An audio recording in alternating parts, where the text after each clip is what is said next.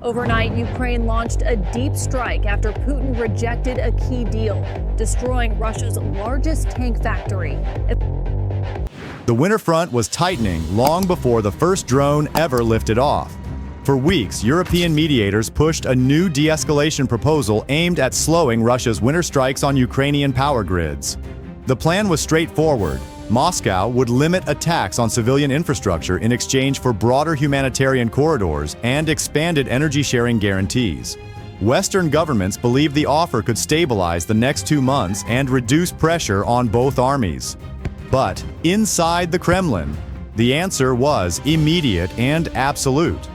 Vladimir Putin rejected the proposal in full, calling it structurally unacceptable, and insisting that Russia would not adjust its military strategy under foreign pressure.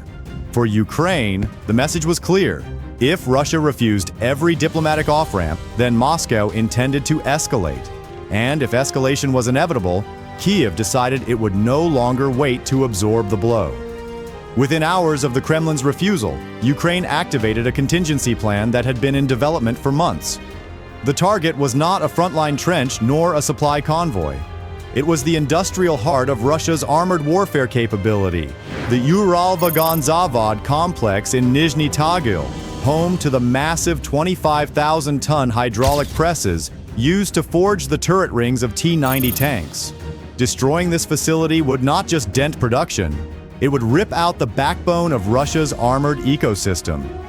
14 hours before the strike, Ukrainian operators deployed a multi-layered swarm from concealed positions near the Sumy border.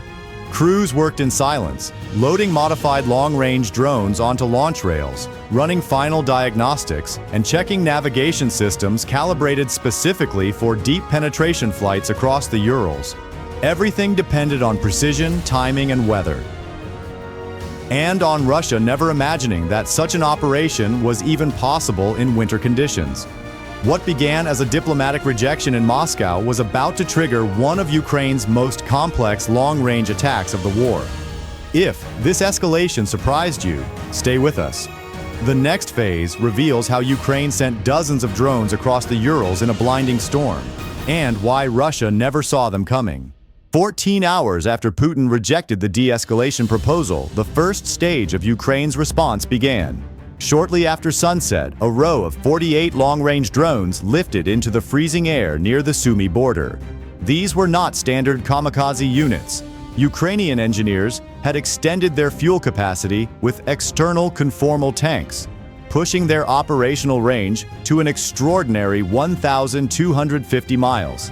Enough to cross the Ural Mountains and reach Nizhny Tagil without support. The flight profile was deliberately brutal.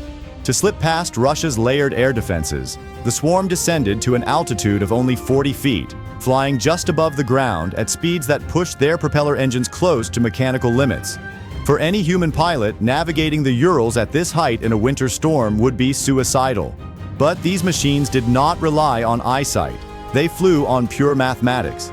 Each drone used CRPA, anti-jamming antennas to filter out Russian electronic warfare attempts, locking onto satellite navigation signals even as interference blanketed the region.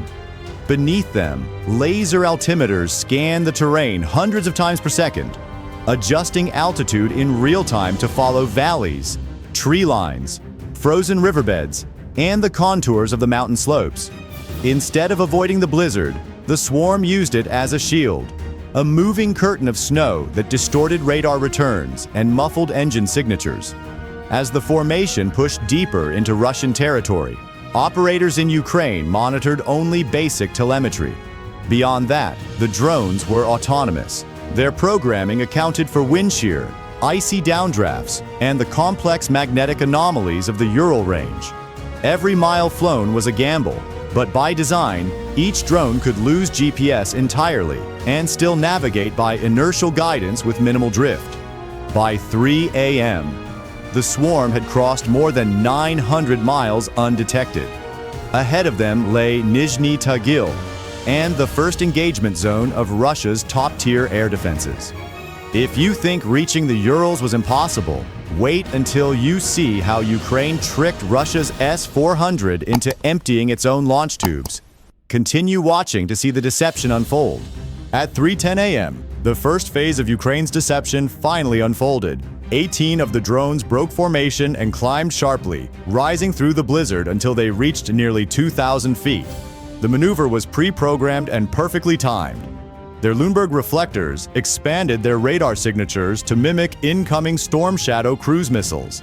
The exact profile Russia's S-400 systems were trained to prioritize above everything else. Inside the Nizhny Tagil South Air Defense Command Post, operators scanned their screens in disbelief as 18 missiles appeared at identical speed and altitude, closing in from the southwest. For the automated logic of the S-400, the decision was binary. These were high-value threats headed straight for one of Russia's most precious industrial assets. The system switched instantly to engagement mode.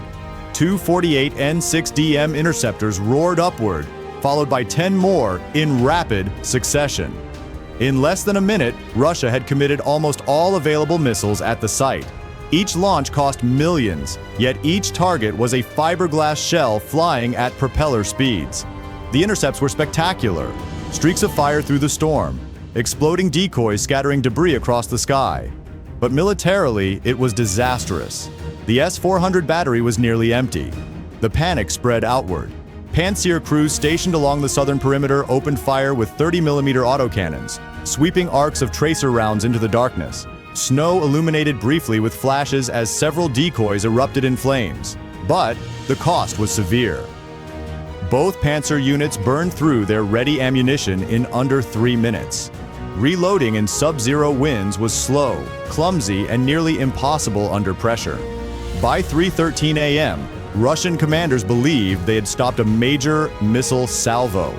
What they didn't realize was that the victory had opened a fatal gap. The sky was nearly clear of visible targets, but the real strike had not yet begun. Ukraine had just won the battle that would lose Russia the war. If this decoy assault looked costly, wait until you see how Ukraine collapsed the entire radar network in less than 60 seconds. Stay tuned for the next phase. By 3:14 a.m., Russian crews were still celebrating what they thought was a successful intercept. Their radar screens were finally clearing, and the last fragments of burning decoys drifted toward the snow. Then, without warning, the S-400's primary search radar emitted a piercing alarm. A wall of interference slammed into the receiver so violently that it looked like the system had been struck by lightning. The second Ukrainian wave had arrived. 12 modified Beaver drones, stripped of warheads and packed with high-power jamming pods, descended into a controlled holding pattern above the facility. They formed a perfect circle at roughly 1,500 feet, 12 silent transmitters hovering in a storm. Then the pods activated. Massive capacitor banks dumped their energy into the L-band and X-band spectrum, flooding it with dense, chaotic noise. Inside the Panzer command vehicle, the radar scope turned instantly into a blizzard of static. The computer tried to track thousands of ghost targets at once before crashing outright. Operators switched to optical sights, but the storm defeated them too. Heavy snowfall blurred every edge, and freezing crosswinds cooled the drones enough to erase their thermal signatures. Russia was blind twice over, electronically and visually. Desperate to regain control, a Russian commander ordered his units to fire on the jamming sources using optical mode, an emergency measure typically reserved for last resort scenarios. A brief break in the clouds revealed faint silhouettes of the drones. Two 57E6 missiles streaked upward, followed by bursts from a Tunguska battery.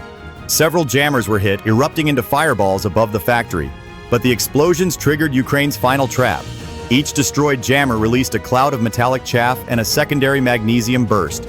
Instead of clearing the sky, the air filled with millions of superheated fragments.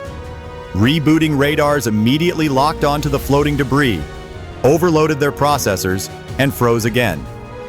For the next 60 seconds, the Nizhny Tagil air defense network was blind, deaf, and unresponsive. It was the most vulnerable moment in the history of Russia's industrial heartland. Exactly the moment Ukraine had engineered. If this electronic shutdown shocked you, wait until you see what entered the airspace during that one unprotected minute. The real strike was only just beginning. At 3:17 a.m., the exact moment Russia's radar network froze under the cloud of chaff and magnesium, the real Ukrainian strike force crossed into the engagement zone. 18 large attack drones, far heavier and more destructive than the earlier waves, surged through the gap at over 110 miles per hour, flying barely 50 feet above the snow-covered ground. These were the Lybuty-class drones, each carrying a 110-pound shape-charge warhead engineered to tear through steel like cloth. The jamming storm that blinded Russia also disrupted satellite navigation, but it didn't matter. Inside every drone, a high-grade inertial navigation system tracked movement with extraordinary precision. Even in a complete GPS blackout, each unit drifted less than a meter over an hour of flight. They no longer needed the outside world. They were flying on pure internal mathematics. The swarm split into 3 strike teams as it neared Nizhny Tagil. Team Alpha, 4 drones, banked left toward the massive 500 kilovolt substation feeding the entire industrial complex. Seconds later, the lead drone slammed into the primary transformer. The shape charge punched through the ceramic housing, vaporizing its cooling oil and triggering a blinding blue-white electrical arc. In an instant, Uralvagonzavod plunged into total darkness. Inside the press shop, workers froze, unsure whether the outage was routine or catastrophic. They had 4 seconds to wonder. Team Bravo arrived from above. One drone smashed through the roof directly over the first 25,000-ton hydraulic press. The explosion atomized tens of thousands of gallons of hydraulic fluid, igniting a fuel-air blast that ripped through the factory floor. A second and third drone followed, targeting the twin press beside it. Steel columns bent, machinery warped. The heart of Russia's tank forging capability collapsed in minutes. Team Charlie swept across the outdoor storage yard, striking rows of T-90 hulls awaiting final assembly. Explosions marched down the line, turning the yard into a burning canyon of steel and diesel smoke. By the time Russia's radars rebooted, the facility was already gone. If this destruction seemed decisive, the aftermath will show how one strike reshaped Russia's war industry for months. Stay with us. By dawn, the scale of the disaster at Nizhny Tagil was becoming unmistakable. Smoke rose from the shattered press hall, the substation lay in ruins, and the outdoor storage yard burned like a scrapyard struck by lightning. Workers who had fled the explosions recorded the devastation on their phones. By 6 a.m., those videos flooded Telegram, contradicting the official narrative before Moscow could craft one. The strategic consequences were immediate and severe. The loss of 2 25,000-ton hydraulic presses was far worse than losing the tanks in the yard. These machines were among only 4 of their kind in Russia. Massive forging systems capable of shaping a T-90 turret ring from a single block of steel. Without them, Russia could not produce modern tank turrets at scale. The only fallback was an older 1950s-era method, casting components in sections and welding them together. That process was slower, weaker, and drastically less efficient. Armor strength dropped by up to 40%, and production time more than tripled. The shock rippled across Russia's entire military-industrial ecosystem. Thousands of subcontractors, from engine producers in Chelyabinsk to optics manufacturers in Omsk, suddenly had nowhere to ship their components. Warehouses filled with unsellable inventory. Supply chains stalled. Schedules collapsed. What Kyiv spent perhaps $2 million to achieve inflicted billions of dollars in economic paralysis. But the psychological impact was just as powerful. Uralvagonzavod was considered untouchable, deep in Russia, defended by some of the country's most advanced air defense systems. Putin had dismissed diplomatic proposals days earlier, confident that Russia's interior was safe. Ukraine's strike shattered that belief. No factory was too deep, no facility too protected, no assumption guaranteed. For Russian commanders watching the footage, the message was unavoidable. The fortress they believed in had never been a fortress at all. If this operation impressed you, share your thoughts below and subscribe for more updates. New details and analyses are coming soon.